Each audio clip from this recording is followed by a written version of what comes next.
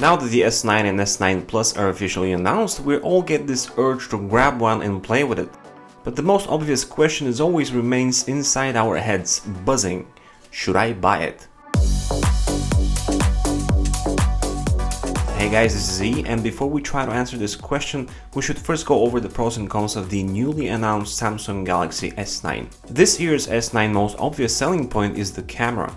Back in my S8 unboxing video from last year, I mentioned how much I like when companies gives us size choices without making a compromise on the features. Unfortunately, the S9 is less of a phone than its bigger brother, the S9 Plus, more on that later, but that should not come as a surprise since most companies nowadays are following the same approach. With that being said, both versions of the phone have the new dual aperture option, while only the Plus version has a second zoom lens for those faraway shots that we occasionally take. If you enjoy taking photos and you don't have a Pixel 2 for example, then the S9 will probably be a great choice since last year's S8 camera was more of an S7 refinement rather than a reimagined new module. We are yet to see how the new camera will perform into the real world before we can jump into conclusions and position it somewhere in the top tier of smartphone cameras.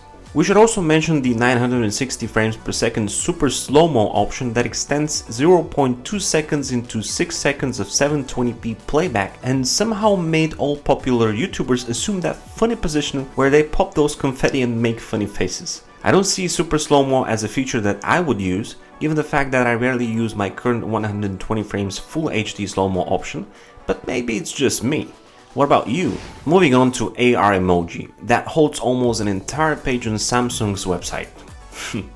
If you were to ask me back in the day, I would say that emojis in general are a silly thing that makes an already lazy tech society even more lazy.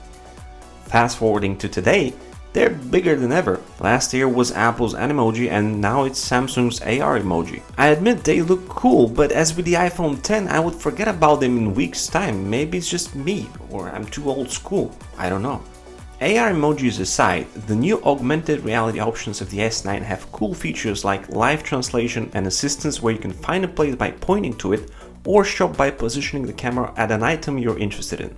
The brains that help make all this camera and AR goodness possible is the new Snapdragon 845 chip that is not only a powerhouse when it comes to performance, but is also a more efficient technology that in theory should help with the phone's power consumption if not improve it to its predecessor. The standard Samsung Galaxy S9 comes with 4 GB of RAM while the S9 Plus comes with 6 GB. All phones have 64 GB of internal storage with the option to up that storage up to 400 GB in total via micro SD card. The smaller 5.8-inch S9 has a 300 mAh battery, while the bigger 6.2-inch Plus model holds a 3500 mAh battery.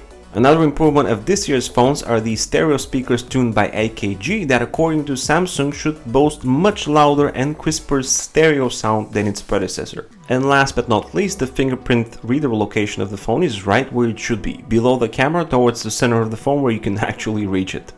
So that pretty much sums up all the features of the new Samsung Galaxy S9 and S9 Plus that are worth pointing out at a glance. For the most part, the rest of the phone is not much different than the S8.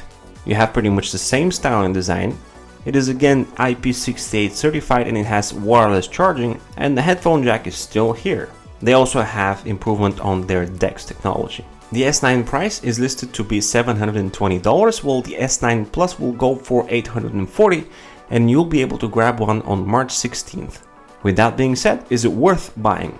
I believe that 2018 will not be as exciting as the year before when it comes to features and breakthrough innovations. 2017 was the bezel-less trend year, while 2018 will be the year of refinement. With that being said, if you're rocking the S8, moving to the S9 makes absolutely no sense to me personally. Unless of course you can afford it. On the other side, if the S9 price is too steep for you, now is the perfect time to be on a lookout for an S8 deal. So what do you guys think? Would you buy an S9? This is E, over and out.